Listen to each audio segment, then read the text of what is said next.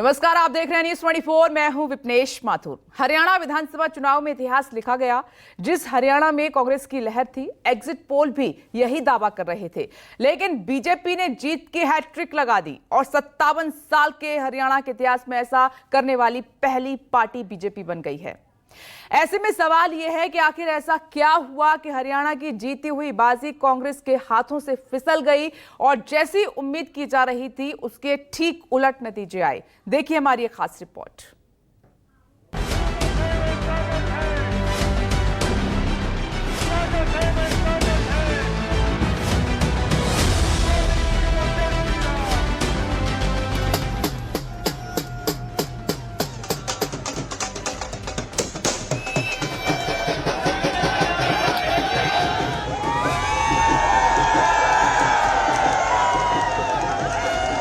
तो ये तीसरी बार हरियाणा की ऐतिहासिक जीत हुई है। इसके लिए भी मैं प्रधानमंत्री जी का धन्यवाद करता हूँ।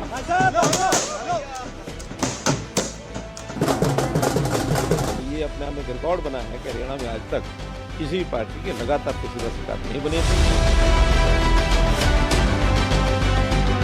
जमीनी माहौल था, बिल्कुल बदलाव के पक्ष में था। आश्चर्यचकित प्रजातंत्र है, जहाँ लोगों ने जो फैसला होगा स्वीकार करेंगे।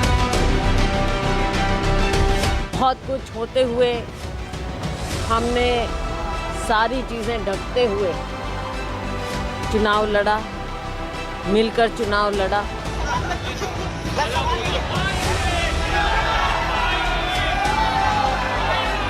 मैं जिंदगी का साथ निभाता चला गया, हर फिक्र को तूने जोड़ा।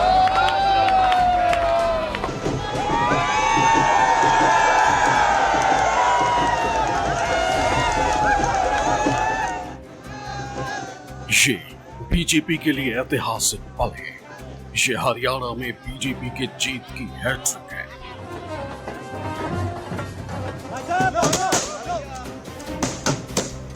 एग्जिट पोल्स में कांग्रेस को मिल रही बम्पर जीत के बाद हरियाणा विधानसभा चुनाव में बीजेपी की बम्पर जीत ने सभी को चौंका दिया।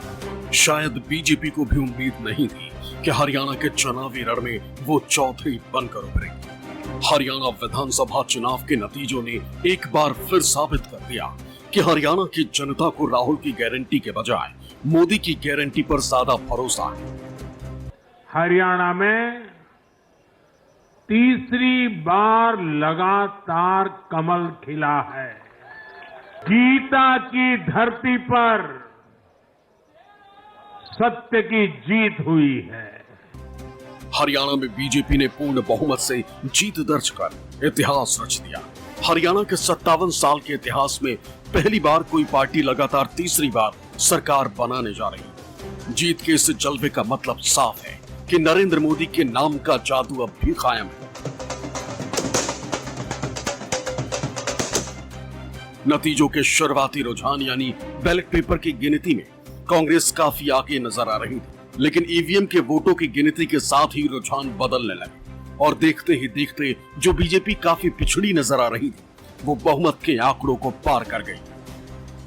नायब जीते, श्रुति जीती। अनिल विज ने भी अपनी जीत के लय को बरकरार रखा और वो हो गया जिसने सभी एग्जिट पोल को धता बता दिया। मैं जिंदगी का साथ निभाता चला गया, गम और खुशी का फर्क न महसूस हो जहां। हरियाणा में बम्पर जीत से बीजेपी का हौसला हाई। जीत के बाद सीएम नायब सिंह सैनी मीडिया के सामने और लाडवा के साथ साथ पूरे हरियाणा की जनता का धन्यवाद दिया। साथ ही इस जीत का श्रेय पीएम मोदी और केंद्रीय नेतृत्व को दिया। ये पूरा का पूरा श्रेय मैं आदरणीय मोदी जी को देता हूँ। उनके आशीर्वाद से, उनकी गाइडलाइन के अंदर, उनकी जो नीतियाँ हैं, उन नीतियों के ऊपर हरियाणा के लोगों ने मोहर लगाई है।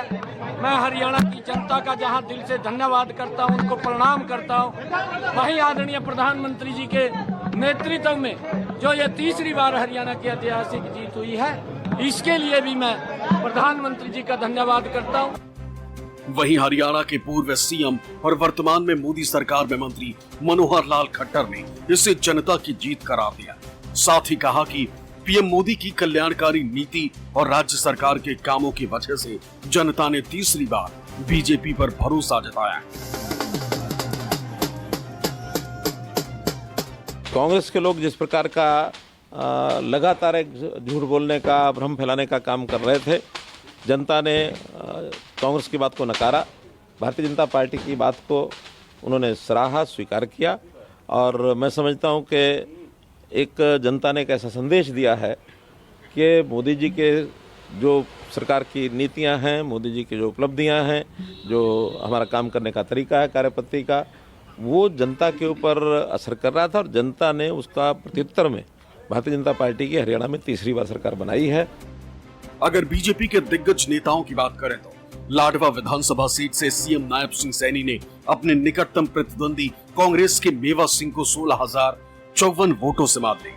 नायब सिंह सैनी को जहां 70,177 वोट मिले तो वहीं मेवा सिंह को 54,123 वोट। अंबाला कैंट से बीजेपी के दिग्गज नेता और हरियाणा के पूर्व गृह मंत्री अनिल विज ने 7,277 वोटों से निर्दलीय चित्रा सरवारा को हराया। वहीं तोशाम से श्रुति चौधरी ने अपने चचेरे भाई और कांग्रेस प्रत्याशी अनिरुद्ध चौधरी को 14,257 वोटों से मात दी। इनको जनता के नब्ज नहीं पता। मैं पहले दिन कह रहा था कि कांग्रेस साफ होएगी, इनकी दुर्गति होगी, और ये नाच रहे थे और जलेबियों की फैक्ट्री खोल के और उस जलेबियां बांट रहे थे और हमारे मुख्यमंत्री को भी जलेबी भेंट करने की बात कर रहे थे। राहुल गांधी ने जो जलेबियों की फैक्ट्री लगाई थी उसकी आज लेबर भाग गई है और फैक्ट्री को लग गया ताला। 2024 के लोकसभा चुनाव में कांग्रेस ने बीजेपी को बड़ा टेंट दिया था। 10 लोकसभा सीटों में से 5 पर कांग्रेस ने जीत हासिल की थी। यहां तक कि विधानसभा चुनाव में भी कांग्रेस की जीत का दावा किया जा रहा था। माना जा रहा था कि हरियाणा का नया चौधरी भूपेंद्र सिंह हुड्डा बनेंगे, लेकिन नायब सिंह सैनी वो नायक बनकर उभरे जिन्होंने कांग्रेस के अरमानों पर पानी फेर दिया। लोकतंत्र है ये, और तंत्र एक अलग चीज होती है। तंत्र का कितना रोल है इसकी जांच करेंगे हम, क्योंकि बहुत सारी सीटें थोड़ी थोड़ी वोटों से आ रहे हैं, थोड़ी थोड़ी वोटों से आ रहे हैं और कई जगह से शिकायतें भी मिली हैं, लेकिन इसमें कोई दो राय नहीं। आश्चर्यचकित हुई। प्रजातंत्र है, जहाँ लोगों ने जो फैसला होगा वो स्वीकार करेंगे हम, लेकिन जो है कहाँ कुछ रही है तंत्र में, कहाँ कुछ हुआ, उसकी जरूर हम। लेकिन सवाल ये उठता है कि आखिर जिस हरियाणा में कांग्रेस की जीत का दावा किया जा रहा था, आखिर ऐसा क्या हुआ कि वो बहुमत के आंकड़े से दूर रह गई? तो इसके पीछे कई फैक्टर हैं। पहला, पार्टी में आपसी गुटबाजी जो कि खुलकर सामने आई जब कुमारी शैलजा और भूपेंद्र सिंह हुड्डा के बीच सीएम की दावेदारी को लेकर कलह देखने को मिली, जिसका नुकसान पार्टी को हुआ। दूसरा, शैलजा को किनारे कर हुड्डा पर भरोसा जताना। कुमारी शैलजा के जगह कांग्रेस आला कमान ने भूपेंद्र सिंह हुड्डा पर भरोसा जताया, जो पार्टी के लिए फायदेमंद साबित हो न सका। तीसरा, जाट पर ज्यादा निर्भरता। कांग्रेस ने हरियाणा में जाटों पर ज्यादा फोकस किया। हरियाणा में 36 बिरादरियां हैं, इनमें 27% के साथ सबसे बड़ी कम्युनिटी जाट की। ऐसे में दूसरे वर्गों पर कांग्रेस का कम फोकस करना पार्टी को डेंट दे गया। चौथा, उम्मीदवार चयन में चूक। हरियाणा में कांग्रेस में टिकट बंटवारे को लेकर भूपेंद्र हुड्डा की मनमानी चली, जिसका खामियाजा भी पार्टी को भुगतना पड़ा। पांचवा, जमीनी स्तर पर नेताओं और कार्यकर्ताओं में कोऑर्डिनेशन की कमी। हालांकि चुनाव में हार के बाद कुमारी शैलजा का दर्द छलक उठा। उन्होंने पार्टी के अंदर अंतर्कलह की बात को स्वीकारा, साफ कहा कि पार्टी में सब कुछ ठीक नहीं और अब नए सिरे से सोचने की जरूरत है। निराशाजनक बात है ये,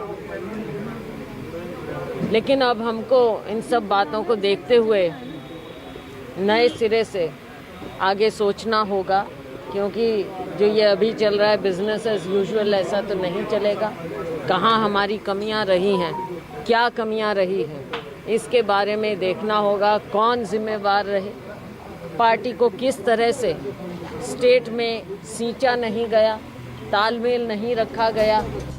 कुमारी शैलजा की बातों से साफ है कि कांग्रेस को उसकी गुटबाजी ले डूबी। हालांकि अगर कांग्रेस के दिग्गजों की बात करें तो गढ़ी सांपला किलोई में भूपेंद्र सिंह हुड्डा ने बीजेपी के मंजू को 71,000 से ज्यादा वोटों से हराया। तो वहीं पहलवानी से राजनीति में आई विनेश फोगाट ने जुलाना में बीजेपी उम्मीदवार योगेश कुमार को कांटे के मुकाबले में मात दी। वहीं कैथल से रणदीप सुरजेवाला के बेटे आदित्य सुरजेवाला ने बीजेपी के लीलाराम को हराकर पहली बार चुनाव जीता।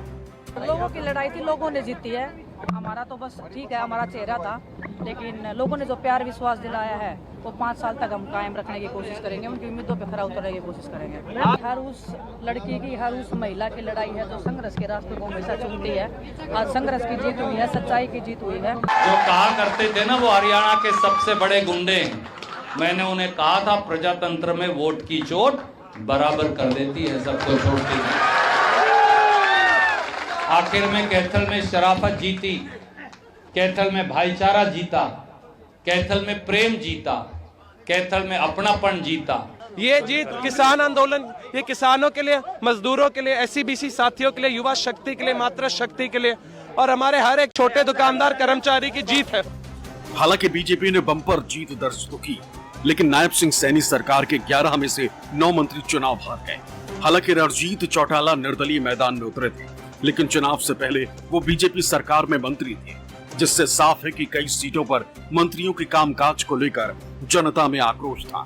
जो 9 मंत्री चुनाव हारे, उनमें पंचकुला से ज्ञानचंद गुप्ता, जगाधरी से कंवरपाल गुर्जर, लोहारू से जयप्रकाश दलाल, रानिया से रणदीप चौटाला, हिसार से डॉक्टर कमल गुप्ता, अंबाला सिटी से असीम गोयल, थानेसर से सुभाष सुद, नूह से संजय सिंह और नांगल चौधरी से अभय सिंह यादव चुनाव हार गए।